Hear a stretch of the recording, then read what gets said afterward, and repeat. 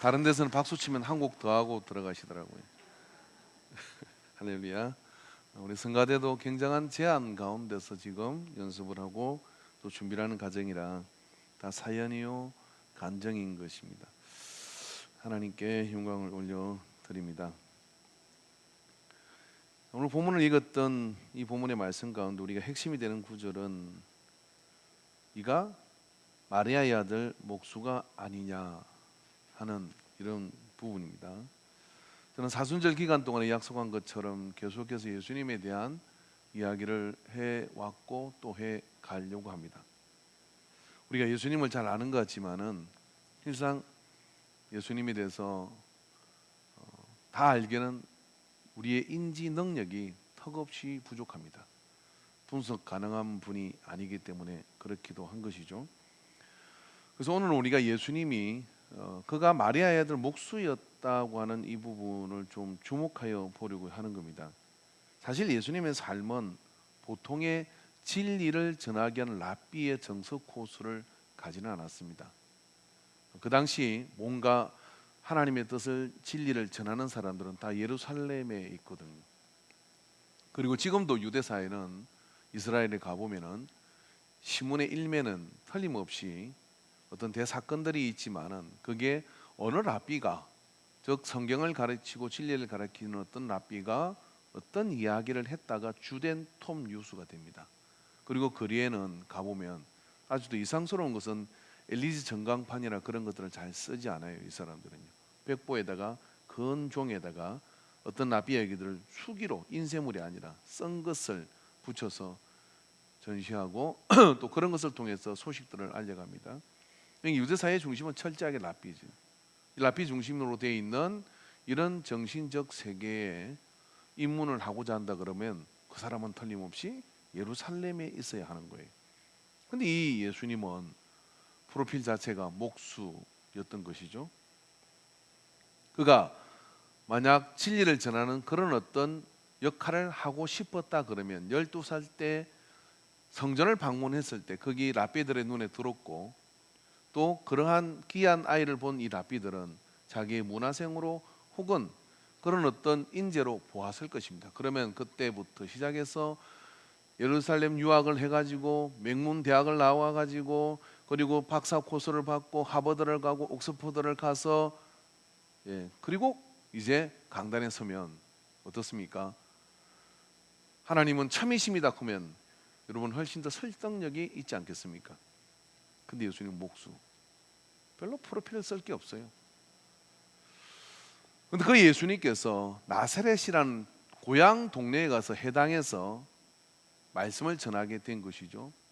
우리가 뭐 이것에 대해서 해당의 문화를 조금 설명을 해서 여러분 이해하고 있는 분도 계시겠습니다만은 이 해당이라는 것은 원래 바벨론 포로 시절에 생긴 어떤 시스템인데 그들이 성전에 갈 수 없기 때문에 안식일이 되면 해당에 모여 성인 남자 12명이 모이면은 해당장이 성경을 들고 나와서 이렇게 펼쳐둡니다.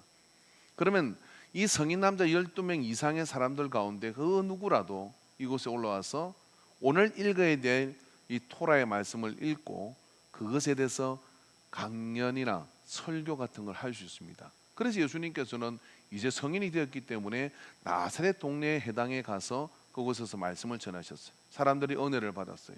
그리고 사람들은 거기서 놀라움을 느끼게 됩니다. 그런데 거기에 사람들이 이렇게 말하게 됩니다. 저가 가진 지식이 도대체 어디서 온 것이냐?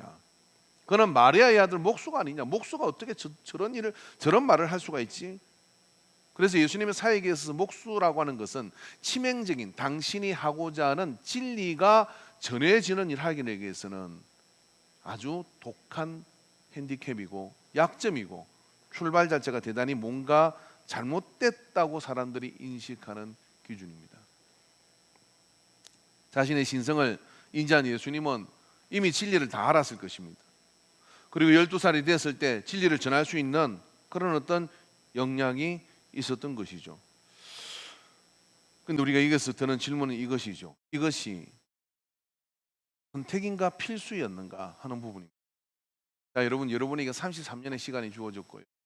그 시간을 가지고 세상을 바꾸라고 이야기하고 세상을 구해야 된다고 이야기를 한다 그러면 우리는 그 시간을 안배해야 할 것입니다. 그렇다 그러면 가장 많은 사람들을 만나고 또 많은 역사를 이루고 더 많은 어떤 영향을 미치기 위해서는 본격적인 사역에 많은 시간을 써야 하는 게. 근데 예수님은 33년의 시간 가운데 딱 3년의 시간만 공생애를 시작하셔요. 그리고 십자가 지시고 부활하시고 끝납니다. 이게 3년이 걸린 일이에요. 그런데 예수님께서 몫으로 지낸 시간은 짧게는 12년, 13년에서 길게는 우리는 17년 정도를 봐야 합니다. 유년기를 지나고 그래서 크고 난 다음에 12살이 되었을 때 이미 그 당대의 최고의 지성을 가진 랍비들과 이야기를 해도 조금의 막힘이 없고 오히려 랍비들이 이건 뭡니까? 라고 물어야 될 정도의 그런 능력을 가지고 계셨는데 왜 나사렛으로 내려가 몫으로의 일을 하신 것이란 말입니까? 이건 선택입니까? 필수입니까? 만약에 우리가 선택하라 그러면 우리는 그런 선택을 하지 않습니다. 여러분의 아이가 교수로 키우고 싶고 여러분의 아이가 목사로 키우고 싶으면 뭘 하겠어요? 공부를 시켜야 될 것이고 유학을 보내야 할 것이고 최고의 명문을 찾아서 들어가도록 해야 할 것인데 예수님은 왜 목수일을 하시는 겁니까? 저는 이것이 필수이었다고 생각을 합니다. 사실 그 당시의 목수의 일이라는 것은요, 오늘 우리의 목수와는 좀 달라요. 왜냐하면 직접 나귀를 끌고 수레를 끌고 산에 가서 나무를 해와야 됩니다. 나사렛 동네라고는 산 동네에 나무가 많을 수도 있지만 거기 없으면 먼데 가서라도 나무를 해서 통나무 자체를 운반해야 돼요. 산에서 나무를 갖고 내려올 때요, 나귀가 그 나무를 끌기도 하지만 그 통나무 자체를 잘라서 때로는 어깨에 져야 되고요, 그리고 수레에 올려야 되고 집으로 가져와서 손이 부러뜨도록 대패나 그런 어떤 도끼나 이런 것들을 사용해서 연장을 사용해서 원하는 물건들을 만들어내야 되는 고된 작업이 이 목수의 일이에요. 그래서 숙련되지 않으면 할 수가 없습니다. 그리고 숙련되는 과정 속에서 수많은 몸의 상처들이 남게 되어 있는 것이 이 목수의 일입니다. 그런 예수님은 우리가 상상하는 그런 상상 속에 있는 예수님이 아니라 노동자 예수님인 것이죠. 여러분, 예수님이 어떻게 생겼다고 생각하세요? 그래서 여러분이 상상하는 예수님을 오늘 함께 틀어 드릴까 합니다. 영상 좀 띄워주십시오. 자, 이쪽에 있는 분이 우리가 아는 예수님, 이쪽에 있는 분이 예수님이라고 할 수 있겠습니까? 미국 방송에서 재미있는 실험을 했습니다. AD 1세기에 유대인의 유골을 찾아서 그 당시 가장 보편적 얼굴의 유골을 찾아서 그걸 컴퓨터 그래픽으로 인해서 두께와 이런 것들을 해서 다 재현할 수 있습니다. 재현을 하니까 이런 얼굴이 됐더래요. 이 얼굴은 백인입니다. 예수님은 백인으로 태어난 적이 없어요. 철저한 유대의 혈통을 가지고 태어나셨어요. 그리고 예수님은 노랑머리 아닙니다. 그건 거짓말이 백인들이 만들어낸 거예요. 아닙니까? 예수님 이름 저하고 닮았지 않습니까? 할렐루야! 예수님은 노동자이죠. 우리의 그림 속에는 파란 눈에 백인 이렇게 갖다 대고 싶지만은 그건 환상이에요. 예수님은 유대 땅 베들레헴에 오셨고 유대인의 그런 모습으로 오셨어요. 만약에 여러분 이런 모습으로 예수님이 오셨다고 생각해 보세요. 쟤 어디서 온 거야? 자기들하고 전혀 맞지 않는 이상한 백인이 갑자기 등장을 한 거예요. 마땅하지 않죠. 유대인 아니라고 얘기했을 거예요. 저 모습입니다. 지워주십시오. 계속 보고 있으면 은혜가 떨어질 것 같아요. 저 역시도. 근데 거기에 예수님은 통나무를 옮기시고요, 매일 노동을 하십니다. 몸이 어땠을까요? 노동으로 그냥 헬스클럽 가서 찢은 근육이 아니라 노동으로 다져진 몸이에요. 근육이 아주 탁 배어 있었을 거예요. 다부진 몸매에. 그리고 그런 일을 능히 해낼 수 있는 그런 모습으로 예수님은 실제적 예수님의 외모는 그러했다는 데 저는 이견을 표할 수가 없습니다. 저런 모습 속에서 여러분 긴 옷을 입고 그리고 그나마 그런 고운 얼굴을 하고 손이라고는 전혀 노동을 해보지 않았던 사람들이라는 랍비의 대열 속으로 예수님이 들어갈 수 있는 것일까요? 벌써 손을 맞다는 순간 너는 노동자잖아 라고 이야기하며 그 무리 속으로 못 들어가도 적어도 AD 1세기의 분위기는 그랬습니다. 여러분이 예수님의 실제 얼굴을 라고는 할 수 없지만 추론하시는 얼굴을 보고 좀 충격에 적이 빠지신 것 같은데 그 잔상을 좀 이제는 좀 지워주시기 바랍니다.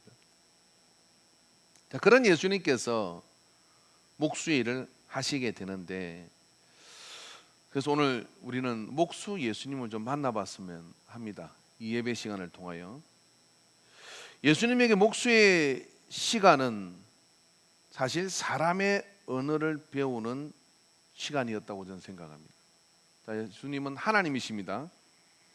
그가 이 땅에 오셔서 십자가를 지시고 우리를 구원하러 오셨지만은 고린도서 11장 1절에 보니까 내가 그리스도를 본받는 자가 된 것 같이 너희는 나를 본받는 자가 되라라고 말씀하셔요. 그러니까 바울이 고린도 교회를 향해서 나는 그리스도를 보고 본받는 자가 되었다라고 얘기하는 거예요. 하나님은 보이지 않습니다. 예수님의 가장 큰 역할 중에 역할은 뭐냐면 대다수의 많은 신들은 신이라고 지칭되는 상상의 존재들은요 다 나타나지 않아요. 그래서 그 신을 행사한 게 뭐냐면 신상입니다. 근데 하나님은 살아계신 하나님이기 때문에 신상을 만들지 못하게 해요. 우상을 만들지 못하게 해요. 그래서 뭐냐면 하나님께서 친히 사람의 몸을 입고 오신 분이 예수님이셔요. 왜 오셨느냐? 사람이어서 사람으로 겪을 수 있는 일들을 겪으시면서 그리고 그 속에서 우리에게 사람의 언어로 사람의 말로 우리에게 하늘의 진리를 가르쳐 주시기 위해서. 대단히 신학적인 이야기인데 여러분이 고개를 끄덕이는 분이 별로 없어서 다시 한번 설명하면 이런 이야기예요. 제가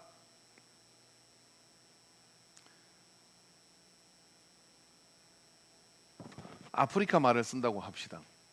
여러분이 한국말을 써요.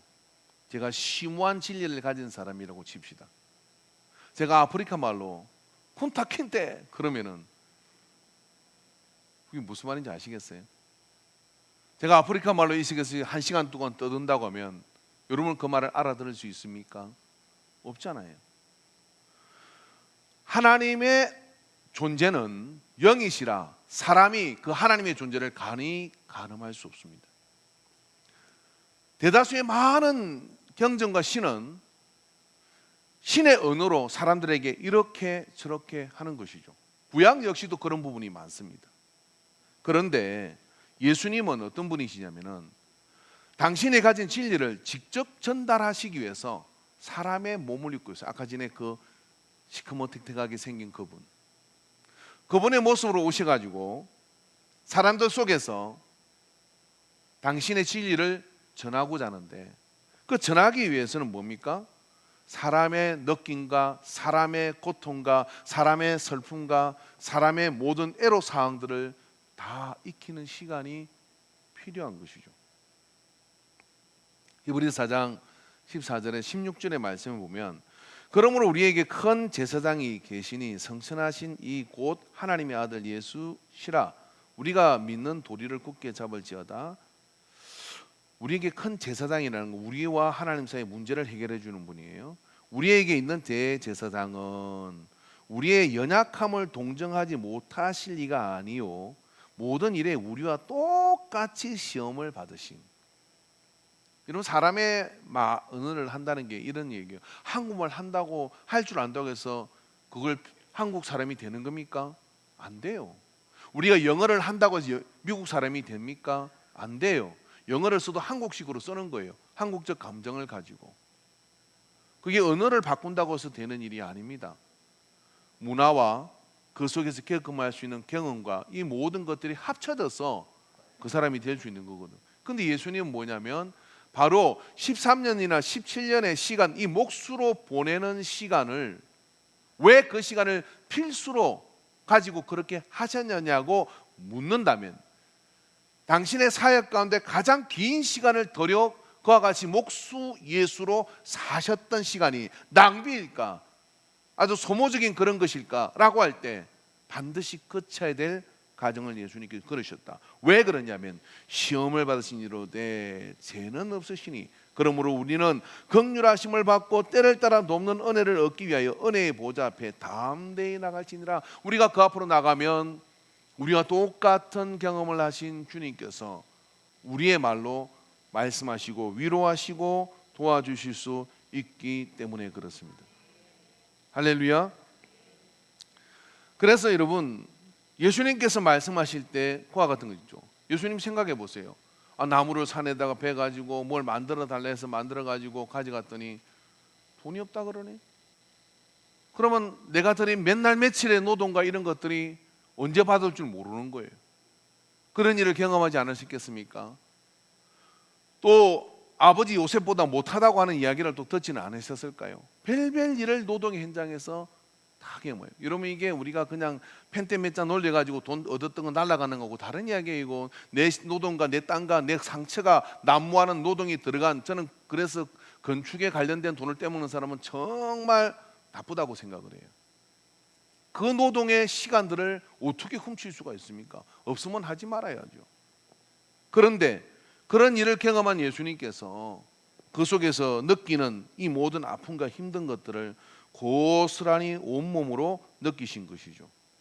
그래서 예수님은 이 노동의 시간을 통해서 당신이 설교를 하거나 말씀을 하실 때 그런 것들이 곳곳에 배어 있는 걸 볼 수 있습니다. 마태복음 11장 29, 30절에 보면 우리가 잘 아는 말씀이 있죠.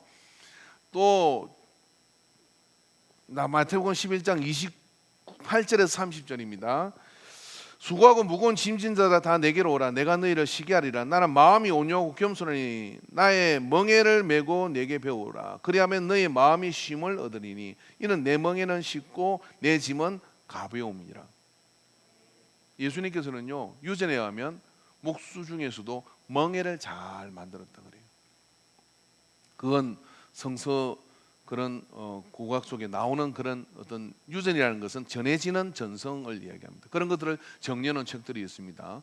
거기 보니까 멍에를 참 잘 만드셨다 그래요. 그러니까 예수님께서 지금 설교를 하시잖아요. 수고하고 무거운 짐진 자들아 다 내게로 내가 너를 쉬게 하라. 나는 마음이 온유하고 겸손하니 나의 멍에를 메고 내게 배우라 라고 이렇게 말씀하실 때 그 멍에는 당신이 직접 손으로 만들어 본 멍에이다 이거예요.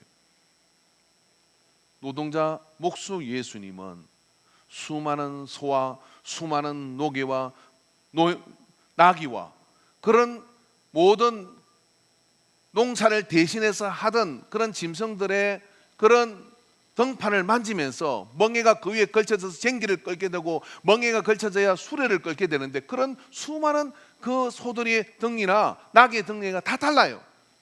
그래서 멍에가 맞지 않으면 어떻게 되느냐면은 그 멍에가 맞지 않으면 힘을 쓸 수가 없고 그 멍에가 맞지 않으면 이래 가지고요 등이 까지기도 하는 거예요.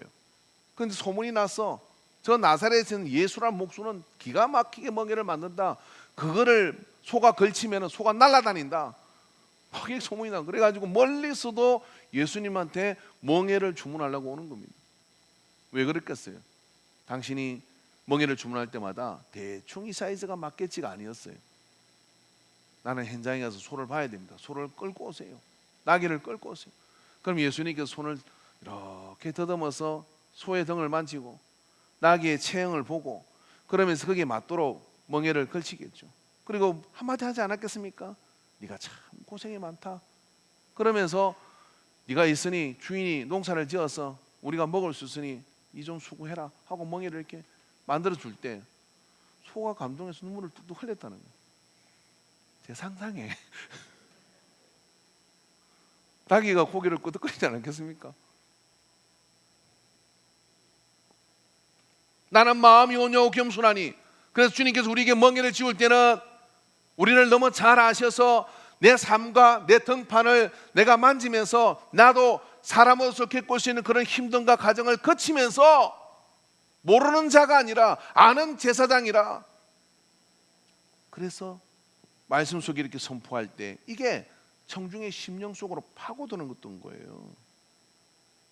그건 그 상황을 경험하지 않으면 할 수 없는 설교들이 많이 나옵니다. 여러분, 목수란 직업은요, 때로는 쟁기를 만들기도 하고 때로는 배를 만들기도 하고요, 때로는 그런 어떤 집을 만들기도 하고 별별 일을 다 하면서 예수님은 이 주문받은 물건을 통해서 여러 곳을 방문하는 거죠. 그 여러 곳을 방문하면서 뭐냐면 그들의 상황과 행편과 처지 속에 12살 때 이미 진리를 다 소유한 사람인데 분인데 그 진리를 가지고서 냈다 바로 던지는 것이 아니라 숙성의 시간을 통하여 이걸 어떻게 전달할까 전달의 대상을 살피셨다라고 볼 수밖에 없는 거예요. 그러다가 처음 입을 떼시는 마태복음 5장 3절에 11절에 산상수훈의 말씀을 입을 뗄 때 거기 갈릴리 해변가에 갈릴리 호숫가에 언덕 산을 덩지고서 팔복교회에 가면 정말 놀라운 장면이 그곳에 있는데 산을 덩지고서 갈릴리 호수를 내려다보는 거죠. 거기에 사람들이 모여 있습니다. 갈릴리 호수는 원래 낮에는 산에서 바람이 불어 내려오고요, 밤에는 바다에서 바람이 위로 올라가게 돼요. 그 바람을 덩지고 서신 예수님께서 그 바람결에 목소리를 실으시는 거죠. 마이크가 없으니 심령이 가난한 자는 복이 있나니 천국이 그들의 것이며 애통하는 자는 복이 있나니 그들이 위로를 받을 것이며 온유한 자는 복이 있나니 그들이 땅을 기업으로 받을 것이며 의에 줄이고 목마른 자는 복이 있나니 그들이 배부를 것이며 긍휼히 여기는 자는 복이 있나니 그들이 긍휼히 여김을 받을 것이며 마음이 청결한 자는 복이 있나니 그들이 하나님을 볼 것이며 합행하게 하는 자는 복이 있나니 그들의 하나님의 아들이라 일컬음을 받을 것이며 의를 위하여 박해를 받는 자는 복이 있나니 천국이 그들의 것임이라. 나로 말미암아 나를 욕하고 박해하고 거짓으로 너희를 거스르는 모든 악한 말을 할 때에는 너희에게 복이 있나니 기뻐하고 즐거워하라. 하늘에서 너희의 상이 큼이라. 너희 전에 있던 선자들도 이같이 박해하였느니라. 산상수훈의 말씀이거든요. 여러분, 이 산상수훈의 말씀이 왜 유대 사이에 충격이 되느냐면은 그전에 어느 누구도 애통하는 것, 온유한 것, 이런 것들이 심령이 가난한 것, 이런 것들이 복이라고 말한 사람이 없습니다.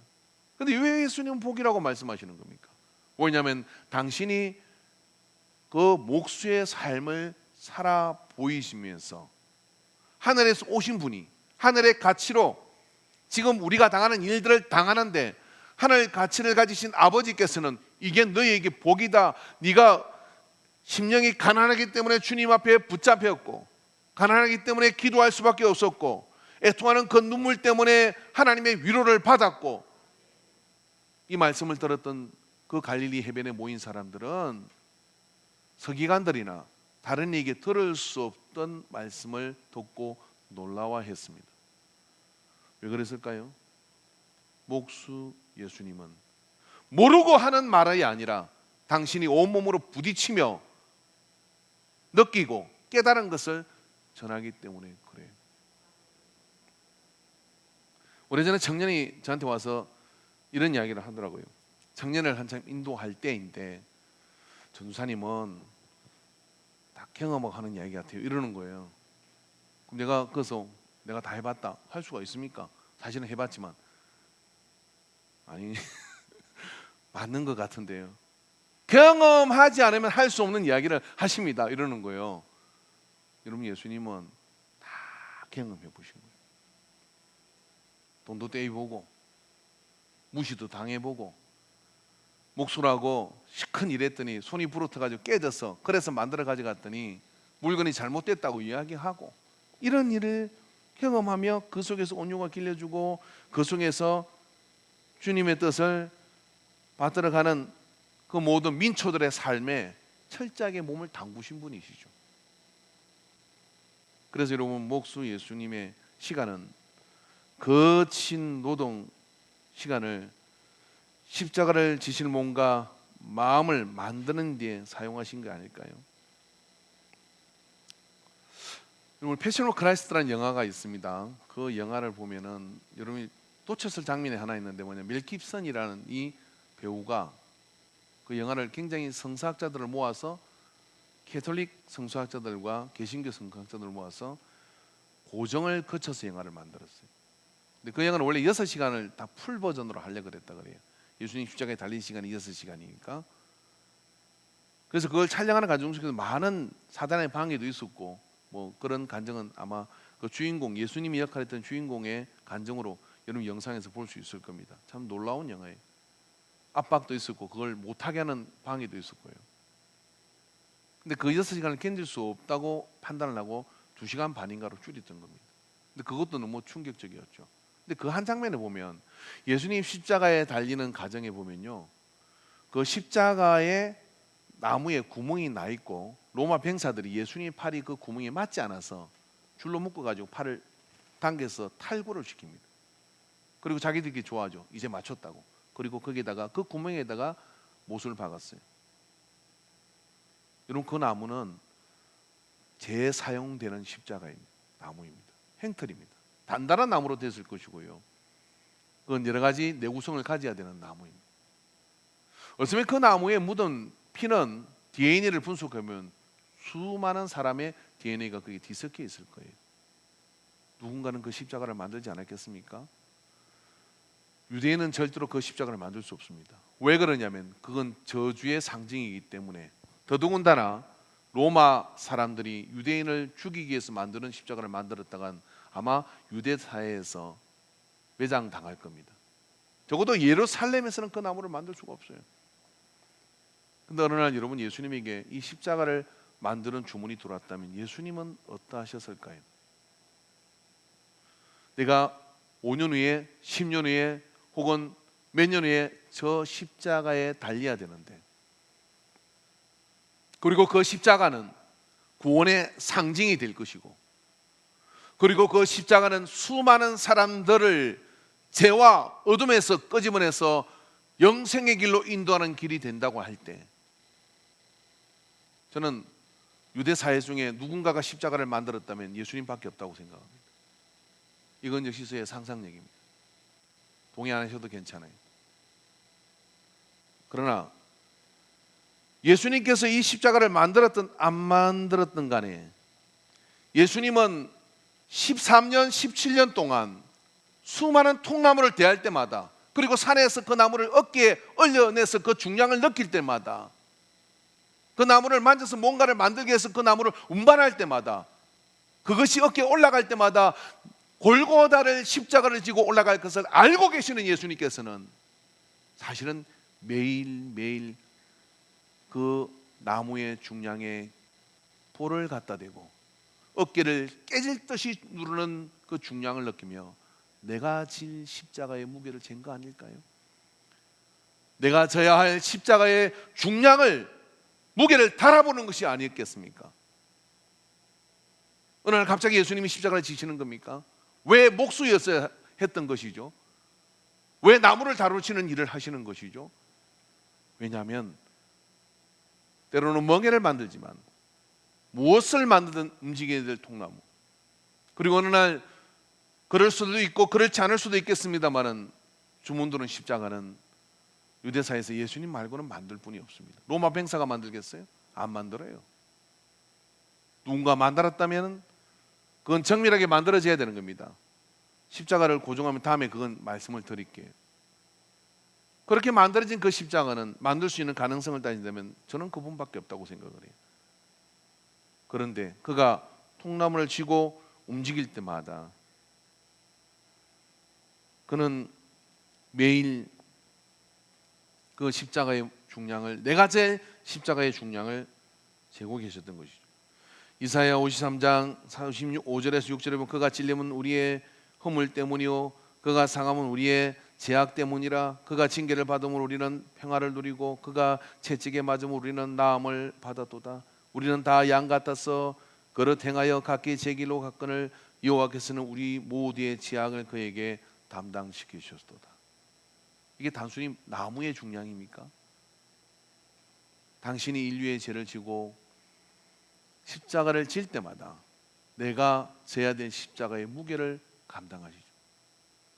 매일매일 산에서 내려오고 때로는 집으로 올라갈 때 그렇게 했음에도 불구하고 엘리 라마 사박다니 아버지여 아버지 어찌하여 나를 버리시나이까 할 수만 있거든 이 잔을 내게 옮겨주십시오. 이것이 여러분 십자가의 중량감이에요.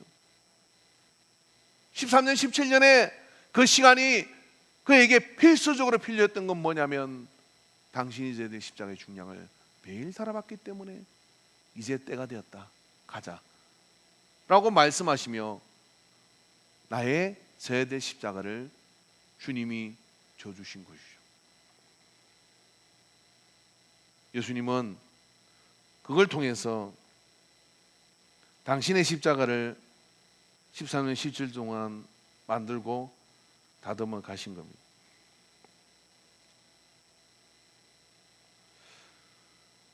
마태복음 26장 1절에 2절에 보면 예수께서 말씀을 마치시고 제자들에게 이르시되 너희가 아는 바와 같이 이틀이 지나면 유월절이라 인자가 십자가에 못 박히기 위하여 팔리리라 하시더라. 예수님은 조금의 미동도 없이 담담하게 이 말씀을 하십니다. 왜냐하면 13년 내지 17년 동안 무게를 다 달아봤기 때문에, 그리고 나밖에 없다는 것을 알기 때문에. 신명기 21장 21, 23절의 말씀에 보면 사람이 만일 죽을 죄를 범함으로 내가 그를 죽여 나무 위에 달거든 그 시체를 나무 위에 밤새도록 두지 말고 그날에 장사하여 내 하나님 여호와께서 내게 기업으로 주시는 땅을 더럽히지 말라. 나무에 달린 자는 하나님께 저주를 받았음이니라. 그래서 이런 나무에 달린 십자가 행들은 유대인들이 만들지 않습니다. 그건 저주의 상징이기 때문에 그래요. 그런데 갈라디아서 3장 13절에 같이 읽어봅시다. 그리스도께서 우리를 위하여 저주를 받은 바 되사 율법의 저주에서 우리를 속량하셨으니 기록된 바 나무에 달린 자마다 저주 아래 있는 자라 하였음이니라. 예수님이 그 무게를 감당하셨어요. 묻고 싶습니다. 마태복음 10장 38절에 39절에 또 자기 십자가를 지고 나를 따르지 않는 자도 내게 합당하지 아니하니라. 자기 목숨을 얻는 자는 잃을 것이요 나를 위해 자기 목숨을 잃는 자는 얻으리라. 이 말씀을 두 개 합쳐보면 십자가를 지는 것은 목숨을 걸어야 되는 일이다 라고 말씀하시는 거예요. 그런데 내 십자가를 생각해 본 적이 있습니까? 여러분, 내 십자가는요, 내가 누군가를 희생하고 내가 누군가를 위해서 감당해야 될 책임의 부분이에요. 그럼 그 무게는, 십자가는 다 무게가 있어요. 실제적 중량의 무게가 있고요, 그리고 그것이 가지는 의미적 무게가 있고요, 그것을 통하여 내가 희생해야 될 여러 많은 무게들이 있는 겁니다. 근데 예수님이 이렇게 말씀하시네요. 그 십자가 지지 않은 자는 나를 못 따라와. 근데 그 십자가 지는 것은 목숨을 걸어야 되는 일이야. 자, 그러니까요, 예수님이 13년 17년 동안 당신에 대한 십자가의 무게를 잰 것처럼 우리는 사명 앞에 설 때마다, 우리는 가정의 헌신 앞에 설 때마다, 우리는 그 앞에 설 때마다 나도 내 십자가의 무게를 달아봐야 됩니다. 나도 내 십자가의 무게를 마음에서 기도하며 달아보며 그 무게를 어깨에 올려놓는 그런 시간들을 통하여 뭐냐면 내게 주어진 십자가를 내가 감당할 수 있는 그 은혜로 서서 주님을 따라가는 거예요. 예수님에게 33년의 시간 가운데 목수 예수, 필수적인 시간이었습니다. 아니 3년 만에 그렇게 세상의 중심으로 우뚝 설 수 있는, 도대체 스펙이란 말할 것이 없고 랍비의 계열에서도 전혀 동롱할 수 없는, 바울은 나는 마소라파의 그런 수제자들하고 이야기하는 그런 프로필이지만 예수님은 나사렛 목수. 근데 그 나사렛 목수가 메시아가 되기 위한 십자가의 무게를 다는 시간이었기에 그는 세상을 걷더니 이기셨습니다. 오늘 우리가 여러분 내가 져야 될 십자가의 무게를 재지 않으면 절대로 못 갑니다. KT봉을 정복하고 싶은 사람은요, 그게 몸도 만들어야 되지만 그것을 감당할 수 있는 그 무게와 중량과 장비 이런 것들 다 지고 야산 같은 데는 그냥 날아다녀야 돼요. 그렇게 해야 그렇게 올라갈 수가 있고, 그 준비 없이 됩니까? 되지 않습니다. 교회도 역시 마찬가지입니다. 우리가 져야 될 십자가의 중량을 매일 달아봐야 됩니다. 우리의 삶에서도 역시 마찬가지입니다. 내 십자가를 지고 나를 따르라고 했으니 우리는 내게 주어진 부담감으로 오는 그 모든 것들을 내게 어깨에 올려놓고 달아보는 가운데 주님이 승리하신 것처럼 우리도 승리할 수가 있어요. 그 십자가의 무게를 달아보지 않은 사람은요, 말로는 크게 이야기하고 할 것 같이 이야기하지만 들고 아이고 허리 하고 그만 나다빠지고 마는 거예요. 그런 무게를 한번 달아본 사람은요, 그걸 들기 위해서 준비합니다. 어깨에 올려봅니다. 그것이 예수님에게도 13년, 17년이었다면 우리에게도 그런 시간이 주어져 있는 거죠. 그런 십자가를 지고 나갈 때 우리는 강한 체력을 가지게 됩니다. 사실 이 말씀을 제가 준비하면서 어떻게 마온의 채찍을 견딜 수 있었을까? 그리고 그 다음날 어떻게 골고다로 올라가죠? 마온 채찍에 대개 뼈가 어스러지기 때문에 어떤 것도 할 수 없어요. 여러분, 예수님께서는 그 통나무를 지면 실제적 몸의 상태가 십자가를 질 수 있는 상태죠. 그리고 그런 침묵 가운데서 사람들이 지고 있는 그 무거운 짐을 생각할 때마다 수많은 무게가, 수많은 중량이 어깨를 짓눌러 와도 내릴 수가 없는 거예요. 우리 때문에. 당신이 져서야 해결되는 일이기 때문에. 그래서 그 무게를 내려놓을 수 없어서 지고 또 지신 것 아니겠습니까? 오늘 우리는 여러분, 우리가 져야 될 십자가의 중량을 달아보지 않으면 십자가를 떠난 자입니다. 십자가의 중량을 달아보는 자는 십자가를 향하여 나아가 주님을 따라갑니다. 그 자리에 저와 여러분이 서게 되기를 주 이름으로 축원합니다. 기도합시다.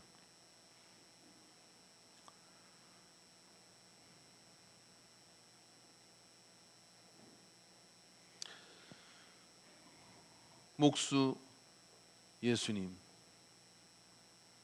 무리를 걸으신 예수님을 우리가 잘 알고, 500리의 기적으로 떡을 베풀어 배불리 먹게 하신 주님을 우리가 잘 알고, 죽은 자를 일으킨 주님을 잘 알고, 장님을 눈뜨게 한 자를 잘 알고, 안전뱅이를 일으킨 예수님을 알고, 죽은 나사로를 불러 깨운 예수님을 우리는 아는데, 묵묵히 나의 죄 때문에 져야 했던 십자가의 중량을 매일매일 어깨에 올리며 그 통나무의 무게를, 인류의 죄의 무게를, 내 마음대로 살았던 내 죄를 주님이 지신 그 무게의 중량을 오늘 우리의 가슴 속에 조금만 느끼게 하여 주시옵소서. 그래서 우리에게 주어진 십자가도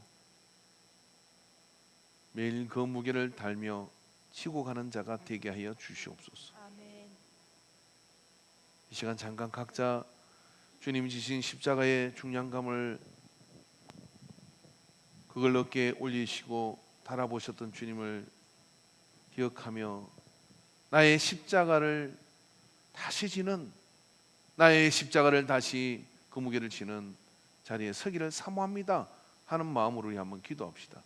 주여 삼창하고 기도합니다. 주여, 주여, 주여. 은혜 아니면 살아갈 수가 없네. 호흡마저도 다 주의 것이니 세상 평안과 위로 내게 없어도 예수, 오직 예수뿐이네. 주여, 나만 보고 사는 삶이 되지 않게 하여 주소서. 우리 주님이 나의 져야 될 죄짐을 지고 그 무게를 감당하신 것처럼, 그래서 살 길을 얻은 우리, 주님 내 십자가를 감당하게 하여 주시옵소서. 버티고 견디게 때로 우리에게 무의미한 시간 같으나 주님은 그 시간을 통하여 우리를 다듬으시고 낮추시고 새롭게 하여 주시는 것을 믿습니다. 아버지여, 아버지여, 우리를 긍휼히 여겨 주시옵소서. 아버지, 우리를 가슴으로 주님의 십자가를 바라보게 하여 주옵소서. 참된 평안과 위로 내게 주신 주 예수, 오직 예수뿐이네. 기도하실 분은 기도하시고 찬양할 분은 찬양하십시오. 그 신기해 다 볼 수도 없고 작은 고난에 작은 고난에 지쳐도 주께 묶인 나의 모든 삶 버티고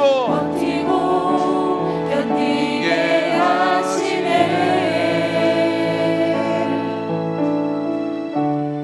은혜 아니면 살아갈 수가 없네. 나의 모든 것 다 주께 맡기니 참된 평안과 위로 내게 주신 주 예수, 오직 예수뿐이네. 다 같이 한 번 더 찬양해서 은혜 아니면 은혜 아니면 살아갈 수가 없네. 몸이 마저도 다 주의 것이니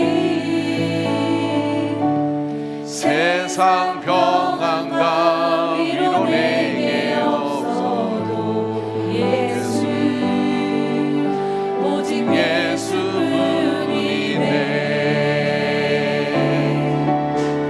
그 신기해 다 볼 수도 없고 작은 고난에 지쳐도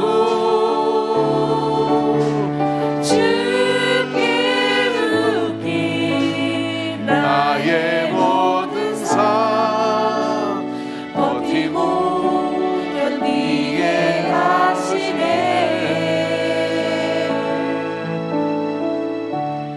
은혜 아니면 살아갈 수가 없네. 나의 모든 것 다 주께 맡기니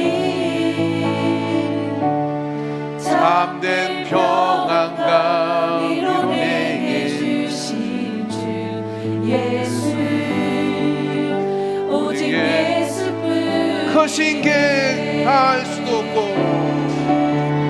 그 신께 닿을 수도 없고 작은 고난에 지쳐도 주여 우리를 붙들어 주소서.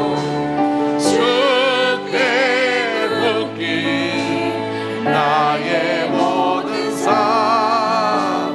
버티고 견디게 하시네. 은혜 아니면 은혜 아니면 살아갈 수가 없네.